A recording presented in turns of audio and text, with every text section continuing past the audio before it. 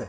लेकिन एक बात मुझे बताइए कि एक तरफ भारतीय जनता पार्टी उत्तर प्रदेश के अंदर जो है वो लॉ एंड ऑर्डर को एक बड़ा इशू बनाती है, तमंचावादी की बात करती है, माफियावाद की बात करती है, तमाम तरीके की बात करती है, और ऐसा लगता है जैसे कि हिंदुस्तान के अंदर समाजवादी पार्टी से ज्यादा गुंडा मवाली कोई और दूसरी पार्टी है ही नहीं। दूसरी तरफ क्या इन सब चीजों से वाकई बीजेपी को वोट मिल जाएगा? क्या लोग ये मान लेंगे अखिलेश जो है वो आतंकवाद शिरोमणि है और इसलिए अब इनको वोट नहीं देना चाहिए? मैं ऐसा नहीं समझता कि किसी के कहने से कोई आज अखिलेश यादव को भी और अरविंद केजरीवाल को भी, दोनों ही लोगों को आतंकवादी मान लेगा, ऐसा मुझे नहीं लगता। मोटे तौर पर नहीं मानेगा। कुछ लोग हो सकता है कि जो लोग उस विचारधारा के हों उनको कुछ असर पड़ सकता होगा, लेकिन मैं दोनों ही लोगों के लिए कहता हूँ। अखिलेश को भी कोई आतंकवादी नहीं मानता है। गुंडावादी जो एलिमेंट अनुराग ठाकुर जिस तरीके से प्रेस कॉन्फ्रेंस कर रहे हैं, तस्वीरें डिस्ट्रीब्यूट कर रहे हैं, उससे तो यही साबित करने की कोशिश की। अनुराग ठाकुर कह सकते हैं, उनके पास जो उनको कहना है वो कहें। मैं अपनी बात बता रहा हूँ कि मेरे को नहीं लगता कि वो ऐसा लोगों को लगेगा। अनुराग ठाकुर के कहने के बाद भी लगेगा, मुझे ऐसा नहीं लगता। यदि आप इसको ऐसा स्पेसिफिक समझना चाहते हैं तो मैं उसको नहीं मानता। लेकिन जो गुंडा एलिमेंट की बात थी वो तो 2017 में तय हो गई थी। यूपी के वोटर ने 2017 में तय कर दिया था कि समाजवादी पार्टी, मैं अखिलेश यादव को स्पेसिफिक नहीं कहता, समाजवादी पार्टी की सरकार को और उसका जो एलिमेंट था उसको गुंडा एलिमेंट मान के लॉ एंड ऑर्डर को लेकर बेसिकली वो सरकार आउट हुई थी, बाहर गई थी, उसके खिलाफ वोट हुआ था।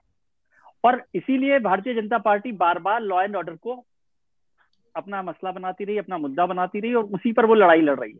अब इसकी बहुत बारीक चीजें हो सकती है, हाथरस कांड भी हो सकती है, कानपुर भी हो सकती है, और भी बहुत सारी चीजें हो सकती है जिन पर हम लोग कर सकते हैं। लेकिन उनका जो प्लैंक है वो है कानून का मुद्दा, कानून सुरक्षा का मुद्दा। और समाजवादी पार्टी के खिलाफ भारतीय जनता पार्टी नहीं भी बोलती तब भी आम तौर पर वहां एक इमेज है कि वो सुरक्षा के मामले पे थोड़ा पीछे है। यदि इसको मैं गुंडा एलिमेंट ना भी कहूँ तो भी सुरक्षा के मसले पर जो है वो होती है। जैसे मैंने जिक्र किया था कि बुंदेलखंड के समाजवादी पार्टी के कुछ लोगों से मेरे मित्र ने बात की तो उन्होंने कहा कि भाई लुटाई तो दोनों करते हैं, भारतीय जनता पार्टी में भी लुटाई होती है और समाजवादी पार्टी की सरकार में भी लुटाई होती है, लेकिन समाजवादी पार्टी में लुटाई के साथ कुटाई भी होती है। कुटाई के साथ कुटाई तो वो एक मुद्दा ऐसा है कि जिसको लेकर ये बात होती है। और इलेक्शन में जिस तरह की भाषा हो रही है उसको हम बार बार कहते हैं कि हम लोग तो उसको एंडोर्स नहीं करते, और सब लोग अपनी अपनी कोशिश करते हैं। मैं इसको बौखलाहट भी नहीं मानता हूँ, इसको मैं समझता हूँ कि हर तरह की एक्सरसाइज इलेक्शन के लिए लोग अपने अपने हिसाब से करते रहते हैं। अब मान लीजिए मुलायम सिंह जी नाम भूल जाए क्योंकि वो एल्जाइमर उनको है और बुजुर्ग हैं, तो ऐसा नहीं है कि वो अखिलेश यादव को भूल गए। लेकिन आप इसको भी ट्रोल कर सकते हैं, तो ये भी बौखलाहट नहीं है। ये सब लोग अपने अपने तरीके से हर एक्सरसाइज को शिवराज सिंह चौहान को क्या हो गया है? वो तो बड़े सलीके वाले आदमी थे, मैं तो बड़ा तमीजदार उनको मानता था। वो कहते जो अपने बाप का नहीं हुआ वो किसका होगा? शिवराज जी का तो कंपटीशन पार्टी के अंदर ही है ना, तो वो उसमें पिछड़ना नहीं चाहते। उनका कंपटीशन अखिलेश यादव से नहीं है ना, तो ठीक है। अब वो फ्रिंज एलिमेंट ना बन जाए भारतीय जनता पार्टी में, इसलिए वो अपना, उनका अखिलेश यादव से कोई नाराजगी नहीं है।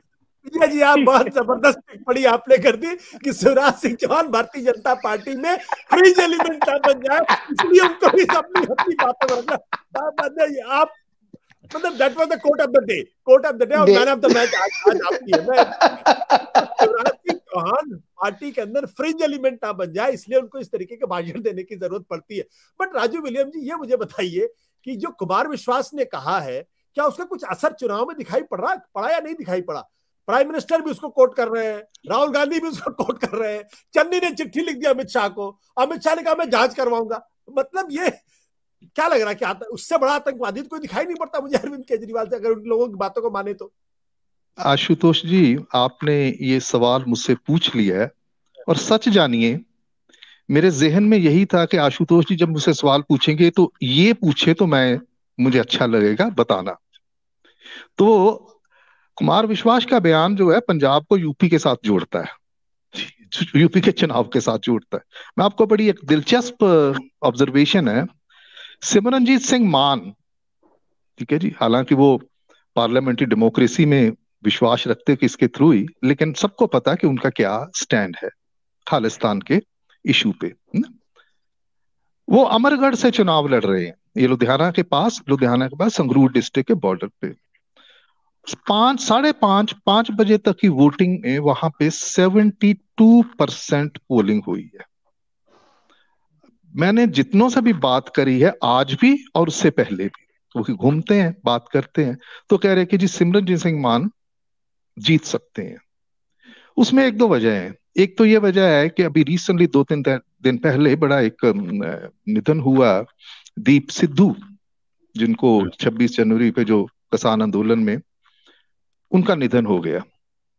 और उनके निधन पे जब उनका अंतिम संस्कार वगैरह हुआ तो बहुत बड़ी तादाद में शमूलियत हुई लोगों की। कुछ तो लोग कह रहे कि 1 लाख से भी ज्यादा इकट्ठे।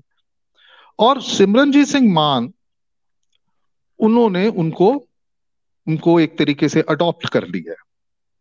और उसके साथ एक और बड़ी घटना हुई है कि जो संयुक्त किसान मोर्चा है, जिसको सबसे बड़ा डिस्टेबलाइजर समझा जा रहा है स्पेशली फॉर आम आदमी पार्टी के लिए, वहां के कैंडिडेट पहले कैंडिडेट हैं जो सिमरनजीत सिंह मान के हक में बैठ गए हैं।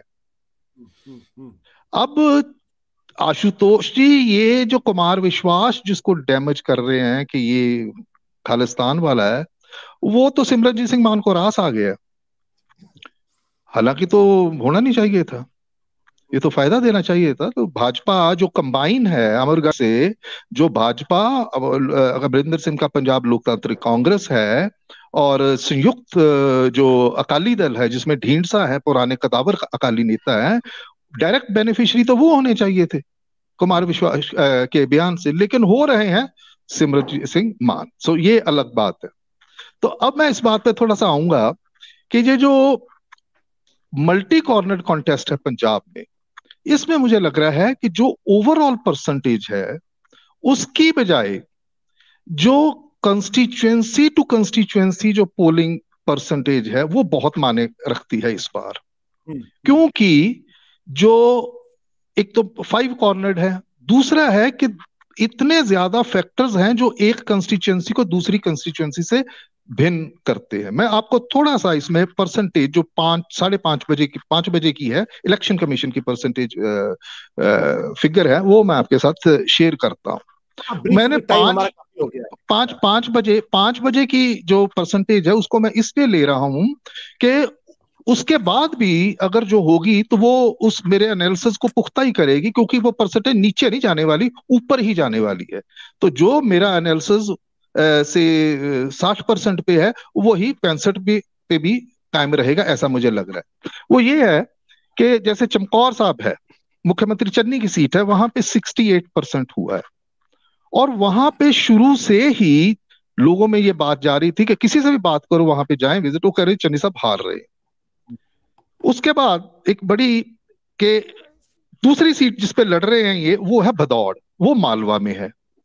और वो भदौड़ वाली सीट पे 71% वोटिंग हो रहा है। तो अगर जो ट्रेडिशनल हमारा जो तरीकाकार है ये एस्टेब्लिश करने के कौन जीत रहा कोई हार रहा है, तो ये दोनों परसेंटेज उनके हक में नहीं जा रही है। तो चन्नी साहब हार सकते हैं।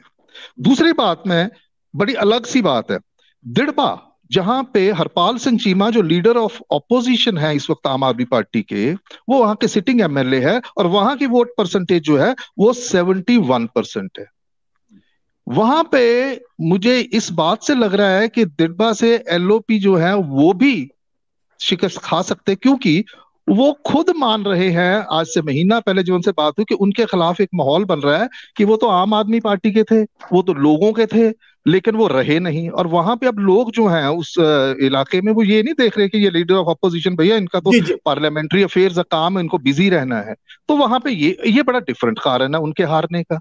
अमृतसर ईस्ट जहां पे नवजोत सिंह सिद्धू और विक्रम सिंह मजीठिया है, वहां पे 5 बजे तक 53% था तब तक, उससे भी ज्यादा होगा क्या?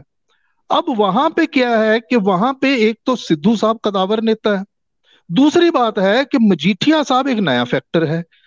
2017 में जब सिद्धू जीते थे तो तब ये सिचुएशन नहीं थी, तो ये एक अलग सिचुएशन है वहां पे। लेकिन फाइनली कौन जीतता है? अच्छा, ऐसे एक बड़े सनसनीखेज सी मैं आपको बता रहा हूं कि लंबी से प्रकाश सिंह बादल है और 72% वहां पे परसेंटेज हो रहा है। और वहां पे पहली बार मैंने सुना लंबी में लोगों को ओपनली, मतलब भी जो हमारे जाते थे इलेक्ट्रॉनिक मीडिया वाले पत्रकार भाई, या वैसे भी हम जाते हैं, पहली बार सुना कि लोग इतने मुखर होके, इतने डेयरिंगली वो ओपनली कह रहे हैं कि जी प्रकाश सिंह बादल हार सकते हैं। और ये जो परसेंटेज है, अब मत किसी का नाम लीजिएगा।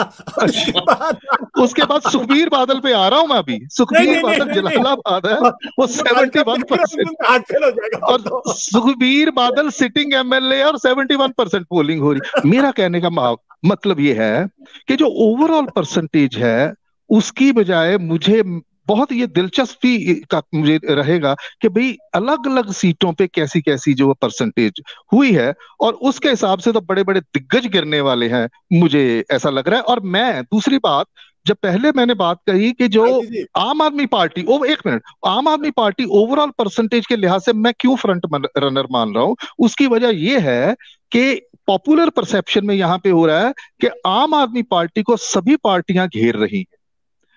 आम आदमी पार्टी कॉमेंट वाई, उन्होंने अपने सर्वे करवाए हैं, उनको लगता है कि भैया इनसे पिंड छुड़वाओ, बाकी आपस में बाद में हम कर लेंगे। तो दे आर टारगेटिंग आम आदमी पार्टी। प्रकाश सिंह बादल की कल की स्टेटमेंट ये है, वो दो चीजें कह रहे हैं, लोगों को कह रहे हैं कि गदारों और गैरों को वोट मत डालो। प्रकाश सिंह बादल कह रहे हैं, पीठ दीवार पे लगी हुई है प्रकाश सिंह बादल की।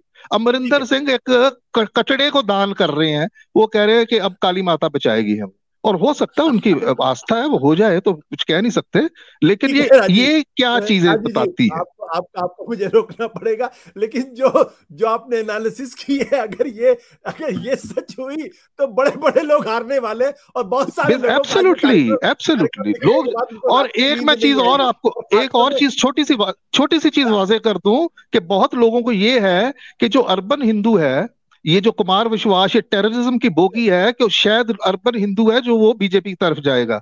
आज की बात बता रहा हूं, लुधियाना के अर्बन हिंदू जो सिटिंग एमएलए के रिश्तेदार हैं, उन्होंने खुद मुझे बोला कि मैंने झाड़ू को वोट दिया है, और 250 आदमियों को फोन किया कि भैया झाड़ू को देना। उनके लिए केजरीवाल प्रेफरेंस है। मैंने पूछा क्यों, वो कह रहे भाई उसके पास विजन है। आगे आप देख लीजिए। ठीक है, अब आगे तो अरविंद केजरीवाल देखेंगे, मुझे नहीं देखना है आगे उनका मैं कुछ नहीं कह सकता। किस्मत। एक लाइन जोड़ना चाहता हूँ कि आज दोपहर में मैं कुछ शॉर्ट्स देख रहा था कि जब बादल फैमिली जो है ना, वहां पर अस्तबल जो था, जिसे अस्तबल हम घुड़साल जो बोलते हैं, वहां पर मीटिंग कर रहे थे। तो मुझे लगता है जो 10 मार्च जो है ना, वो पंजाब का, वो अस्तबल पर घुड़साल पे खत्म होगा, और पोस्ट पोल अलाउंस है ना वो एरिया स्टड फार्म्स के लिए जाना जाता है, उनका एरिया। बड़े राजू की बात सुनते हुए डर लगने लगा था कि अभी राजू जी कहीं दिल्ली वालों की कॉन्स्टिट्यूएंसीज की भी चर्चा न करने लगे तो नहीं, ऐसा नहीं। सत्य हिंदी का ऐप डाउनलोड करें गूगल प्ले स्टोर पर।